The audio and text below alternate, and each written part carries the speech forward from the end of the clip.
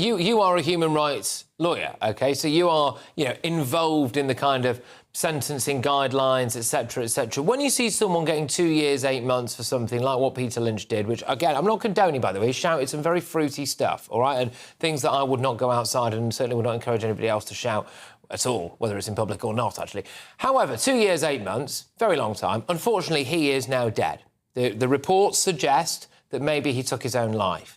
And when you see comments like that the judges might have wanted to, quote, make an example of someone who didn't have any previous records, Lucy Connolly as well is another example of someone tweeted something awful, but again, 2 years, 7 months, I think she's got behind bars.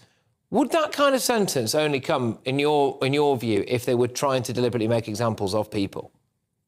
Well, absolutely. I mean, if you look at, say, for instance, the violent disorder offence, the judges have an ability from a community order up to 5 years. That's within their something that they can do in terms of sentencing. And of course, making an example of certain individuals in certain cases is something the judges should do. But those examples that you've given me and many others, your average working day person that's no previous record, that's just done something in the heat of the moment, are they really people you should be making examples of? I don't think so.